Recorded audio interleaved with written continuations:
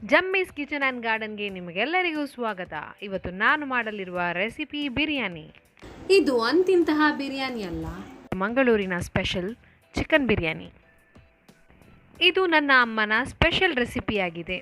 ನೀವು ಮೊದಲ ಬಾರಿ ನಮ್ಮ ಚಾನೆಲ್ ವೀಕ್ಷಿಸುವುದಾದರೆ ಸಬ್ಸ್ಕ್ರೈಬ್ ಮಾಡಲು ಮರೆಯದಿರಿ ಹಾಗೂ ಪಕ್ಕದಲ್ಲಿರುವ ಬೆಲ್ ಐಕನನ್ನು ಪ್ರೆಸ್ ಮಾಡಿ.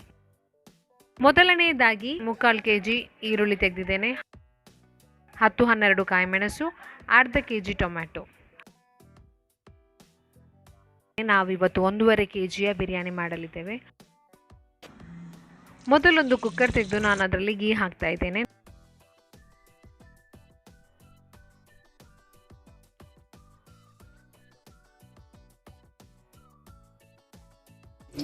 ಗೀ ಬಿಸಿಯಾದ ನಂತರ ಈರುಳ್ಳಿಯನ್ನು ಹಾಕ್ತಾ ಇದ್ದೇನೆ.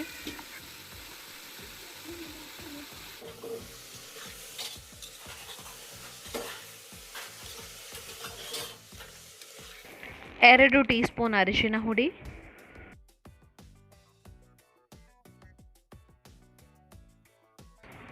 ರುಚಿಗೆ ತಕ್ಕಷ್ಟು ಉಪ್ಪು,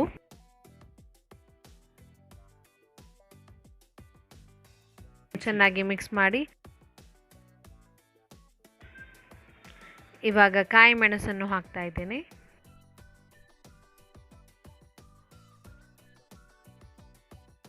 ಈಗ ಟೊಮ್ಯಾಟೊ ಹಾಕ್ತಾ ಇದ್ದೇನೆ. ಇವಾಗ ನಾನು ಈ ಮಿಕ್ಸ್ಚರನ್ನು ಚೆನ್ನಾಗಿ ಮಿಕ್ಸ್ ಮಾಡ್ತಾ ಇದ್ದೇನೆ. ಈಗ ನಾನು ಕೊತ್ತಂಬರಿ ಸೊಪ್ಪು, ಪುದೀನ ಸೊಪ್ಪು ಮತ್ತು ಕರಿ ಲೀವ್ಸನ್ನು ಹಾಕ್ತಾ ಇದ್ದೇನೆ.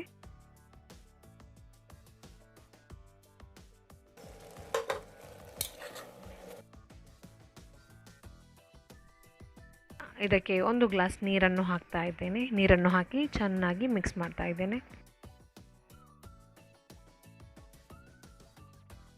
ಕುಕ್ಕರನ್ನು ಕ್ಲೋಸ್ ಮಾಡಿ 2 ವಿಸಿಲ್ ಬರುವವರೆಗೆ ಬೇಯಿಸ್ತಾ ಇದ್ದೇವೆ. ಇವಾಗ ಇದು ಬೆಂದಿದೆ. ಈಗ ನಾನು ಚಂದ ಮಾಡಿ ಕ್ಲೀನ್ ಮಾಡಿದಂತಹ ಚಿಕನನ್ನು ಇದಕ್ಕೆ ಹಾಕ್ತಾ ಇದ್ದೇನೆ. ಚಿಕನನ್ನು ನಾನು ಟರ್ಮರಿಕ್ ಪೌಡರ್ ಹಾಕಿ ಚಂದ ಮಾಡಿ ತೊಳೆದಿಟ್ಟಿದ್ದೇನೆ.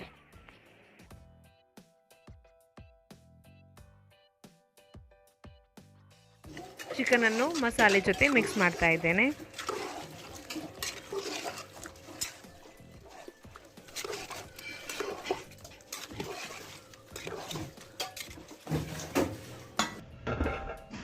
ಇವಾಗ ನಾನು ಚಿಕನನ್ನು 1 ವಿಸಿಲಲ್ಲಿ ಬೇಯಿಸ್ತಾ ಇದ್ದೇನೆ.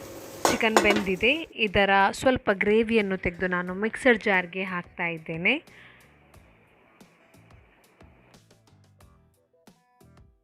ಇದಕ್ಕೆ ನಾನು ಕೊತ್ತಂಬರಿ, ಸೋಂಪು, ಶುಂಠಿ, ಬೆಳ್ಳುಳ್ಳಿ 10 ಮೆಣಸಿನಕಾಯಿಯನ್ನು ಹಾಕ್ತಾ ಇದ್ದೇನೆ. ಇದು ನಮ್ಮ ಬಿರಿಯಾನಿ ಮಸಾಲ. ಇದು ಇವತ್ತಿನ ಬಿರಿಯಾನಿಯ ಕೋರ್ ಇಂಗ್ರೀಡಿಯೆಂಟ್ ಆಗಿದೆ. ಈ ಮಸಾಲ ಹಾಕುವುದರಿಂದ ಗ್ರೇವಿಯ ಟೇಸ್ಟ್ ಹೆಚ್ಚಾಗ್ತದೆ. ನಮ್ಮ ಬಿರಿಯಾನಿ ರುಚಿಕರವಾಗಿಯೂ ಇರುತ್ತದೆ.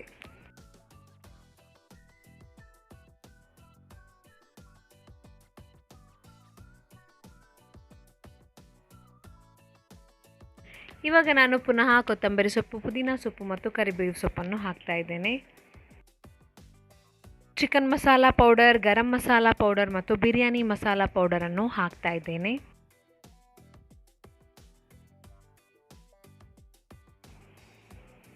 ಕ್ರಷ್ ಮಾಡಿದಂತಹ ಪೆಪ್ಪರನ್ನು ಕೂಡ ಹಾಕ್ತಾ ಇದ್ದೇನೆ.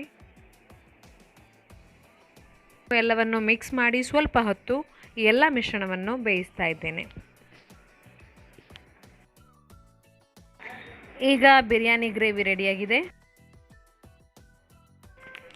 ಇವಾಗ ನಾನು ಗ್ಯಾಸಲ್ಲಿ ನೀರಿಡ್ತಾ ಇದ್ದೇನೆ ಬಿರಿಯಾನಿ ರೈಸ್ ಪ್ರಿಪೇರ್ ಮಾಡಲಿಕ್ಕೆ. ಬಿರಿಯಾನಿ ಗಾರ್ನಿಷ್ ಮಾಡಲಿಕ್ಕೆ ಬೇಕಾಗಿ ಒಂದು ಬಾಣಲೆಗೆ ಎಣ್ಣೆ ಹಾಕಿ ಆನಿಯನನ್ನು ಫ್ರೈ ಮಾಡ್ತಾ ಇದ್ದೇನೆ.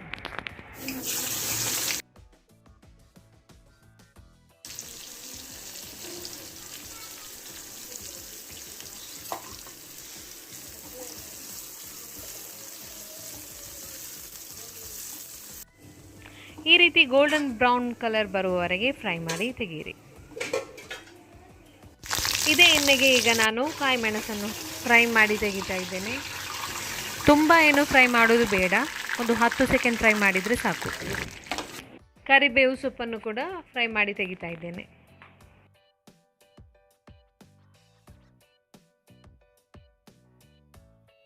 ಬಿಸಿಯಾದ ನೀರಿಗೆ 4-5 ಕಾಯಿಮೆಣಸು ಹಾಕಿ, ಸ್ವಲ್ಪ ಉಪ್ಪು ಹಾಕಿ,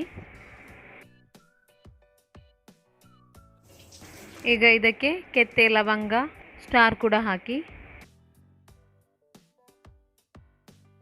ಈಗ ಇದಕ್ಕೆ ಆಯಿಲ್ ಹಾಕ್ತಾ ಇದ್ದೇನೆ. ಆಯಿಲ್ ಹಾಕುವುದರಿಂದ ರೈಸ್ ಒಂದಕ್ಕೊಂದು ಅಂಟುಕೊಳ್ಳುವುದಿಲ್ಲ, ಬಿಡಿ ಬಿಡಿಯಾಗಿರ್ತದೆ. ನಾನು 1.5 kg ಬಾಸ್ಮತಿ ರೈಸನ್ನು ತೆಗಿತಾ ಇದ್ದೇನೆ.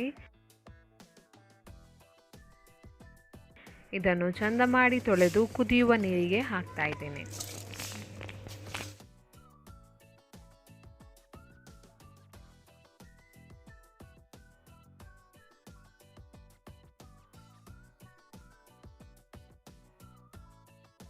ಈಗ ಒಂದು ಬೌಲ್ಗೆ ಆರೆಂಜ್ ಕಲರ್ ಹಾಕಿ ಅದಕ್ಕೆ ನೀರು ಮಿಕ್ಸ್ ಮಾಡಿ ಕಳಿಸ್ತಾ ಇದ್ದೇನೆ.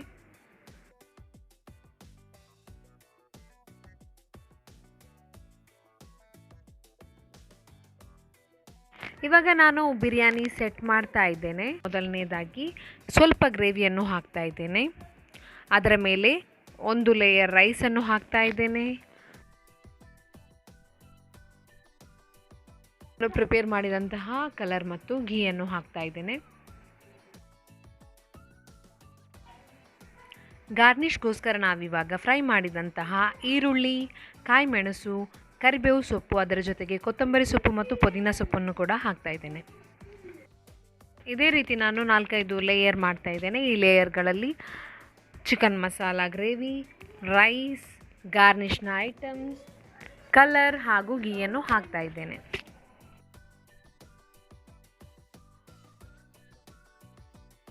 ಹೀಗೆ ಲೇಯರ್ ಬೈ ಲೇಯರ್ ನಾನು ಮಸಾಲ ಹಾಕ್ತಾ ಇದ್ದೇನೆ.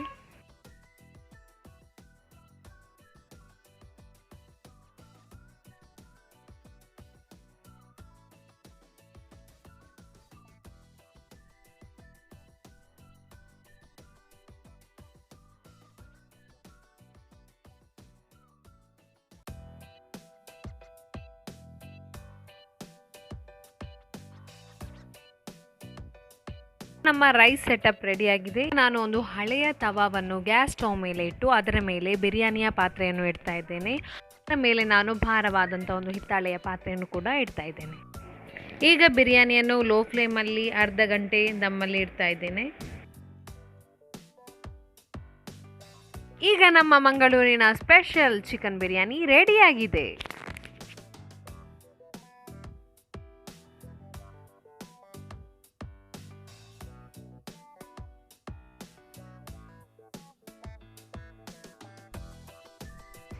ಈಗ ಬಿರಿಯಾನಿಯನ್ನು ಪ್ಲೇಟ್ಗೆ ಸರ್ವ್ ಮಾಡ್ತಾ ಇದ್ದೇವೆ.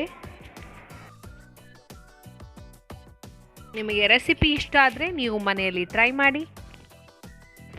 ನಿಮಗೇನಾದರೂ ಡೌಟ್ಸ್ ಇದ್ದರೆ ಕಮೆಂಟ್ಸ್ ಬಾಕ್ಸಲ್ಲಿ ನಮಗೆ ತಿಳಿಸಿ. ಈಗ ನನ್ನ ಅಮ್ಮನ ಸ್ಪೆಷಲ್ ರೆಸಿಪಿಯಾದ ಮಂಗಳೂರಿನ ಚಿಕನ್ ಬಿರಿಯಾನಿ ಸವಿಯಲು ರೆಡಿಯಾಗಿದೆ. ಚಿಕನ್ ಫ್ರೈ ಹಾಗೂ ರಾಯ್ತಾ ಜೊತೆಗೆ ಇದರ ಟೇಸ್ಟ್ ತುಂಬ ಯಮ್ಮಿಯಾಗಿರುತ್ತದೆ.